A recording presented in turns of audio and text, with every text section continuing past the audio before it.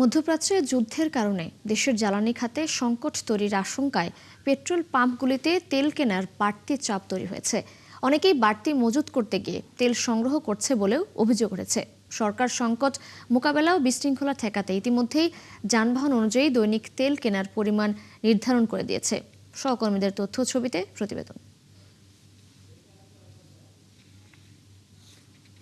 সিলেটের পাম্পগুলিতে 200 টাকার বেশি তেল বিক্রি না করায় ক্ষোভ প্রকাশ করেছেন দূরপাল্লার যাত্রীরা। 200 টাকার তেলে আমরা কিছু হইতো না, প্লাস আমরা ফুল টাঙ্কি লোড দেওয়ার প্রয়োজন। আতঙ্ক নয় বার হয়েছে, তোরা যা আছে ভাই বরিয়া রাখি দিলাম। পাম্প মালিকরা জানিয়েছেন চলতি মাসে জ্বালানি তেলের দাম বাড়ার কোনো শঙ্কা নেই। তেল পাওয়া যাবে না, তেল পাওয়া যাবে না, এই কারণে যার লাগবে 100 টাকা সে নিচ্ছে 400 টাকার তেল। এই যে একটা 300 টাকার তেল একটা রিজার্ভ রাখতেছে, এই রিজার্ভের কারণে তার তেলটা কিন্তু একটা কৃত্রিম সংকট পড়তেছে। কুষ্টিয়ার বিভিন্ন তেল পাম্পে হঠাৎ করেই ভিড় বেড়েছে। জেলার বিভিন্ন পাম্পে মোটরসাইকেল, প্রাইভেট গাড়ি নিয়ে জ্বালানি নিতে হুমড়ি খেয়ে পড়ছেন মানুষ। এই পরিস্থিতির জন্য কারা দায়ী? আসলে কি যুদ্ধের কারণে কোনো প্রবলেম সংঘটিত হচ্ছে কিনা? তেল পাম্প কর্তৃপক্ষ সরকারের নির্দেশ অনুযায়ী 100 থেকে 200 টাকার বেশি তেল গ্রাহককে দিচ্ছেন না। গুজব ও আতঙ্কে এমন পরিস্থিতির সৃষ্টি হয়েছে। তেল নিতে এসে তো অনেক ঝামেলা মনে হচ্ছে।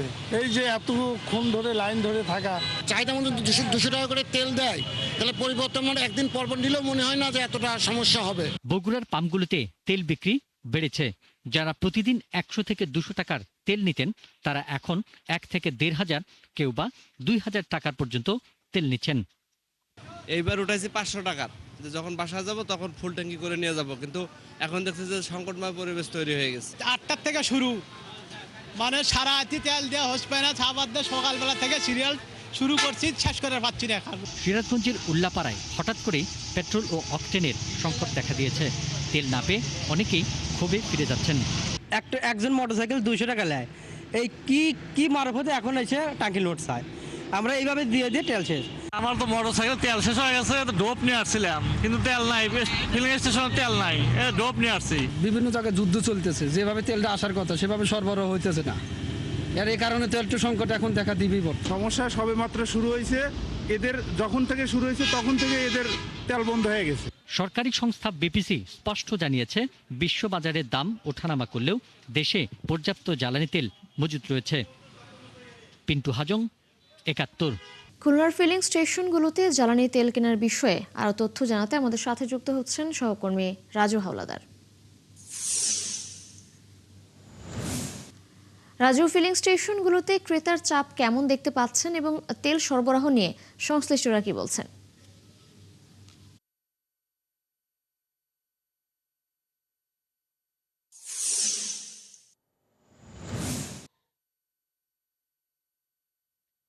ধন্যবাদ তিশা আপনাকে।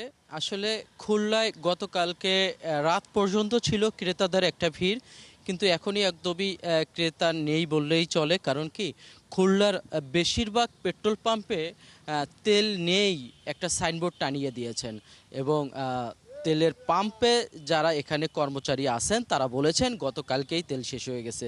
আসলে এটা এইভাবে শেষ হওয়ার একটাই কারণ, সেটা হচ্ছে গুজব ছাড়া এখানে কিছুই নেই। কারণ কি, সারা বাংলাদেশে কিন্তু পেট্রোল পাম্পের যারা দায়িত্বে আছেন, যারা এই প্রতিষ্ঠানগুলি চালান, এবং তারা বলেন যে তেল সরবরাহ আছে এবং তেল আসতেছে যাচ্ছে, কোনো সমস্যা নেই। কিন্তু এই গুজবের কারণে যার 1 লিটার তেল দরকার হয় সে 10 লিটার নিয়েছে।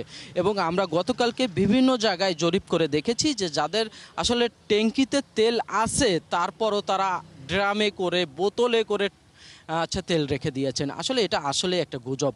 এই গুজবের কারণে শুধু সারা দেশের নয়, খুলনায়ও তেলের পাম্পের সব জায়গায় আপনারা দেখছেন, আমি যেখানে দাঁড়িয়ে আছি খুলনার পাওয়ার হাউস মোড়, এই পাওয়ার হাউস মোড়ের মেঘনা মডেল সার্ভিস সেন্টার নামে একটা পেট্রোল পাম্প। এখানে দেখেন সুতা দিয়ে, দড়ি দিয়ে আপনার টানিয়ে দিয়েছে যাতে কোনো মোটরসাইকেল বা গাড়ি পেট্রোল পাম্পের ভিতরে ঢুকতে না পারে। এর একমাত্র কারণ হচ্ছে যে পেট্রোল পাম্পের কোনো ডিজেল, অকটেন এবং আপনার পেট্রোল কিছুই নেই, যে কারণে এনারা টানিয়ে দিয়েছে যাতে যারা ক্রেতা, যারা কিনতে আসবেন তেল তারা যাতে ভিতরে না ঢোকেন।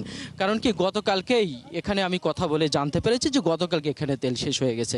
তো তিশা, খুলনার এই যে পরিস্থিতি সারা বাংলাদেশের ন্যায়, এই পেট্রোল পাম্পের এখানে একটা সরকারি কেসিসির থেকে একটা পেট্রোল পাম্প আছে, সেখানে গত দুদিন থেকেই টানিয়ে দিয়েছে যে খুলনার এই পেট্রোল পাম্পে তেল নেই। গতকালকে এই পেট্রোল পাম্পটায় ছিল এবং সকলকে আমি দেখেছি যে এখান থেকেই অনেকে তেল নিয়েছে, কিন্তু আজকে এসে দেখতে পাচ্ছি যে এখানে আসলে তেল নেই এবং তারা টানিয়ে দিয়েছে, দড়ি টানিয়ে দিয়েছে যাতে এখানে তেল না নিতে আসে এবং তারা বলছে যে তেল নেই। তো তিশা, এই ছিল আমার কাছে খুলনার সর্বশেষ পেট্রোল পাম্পের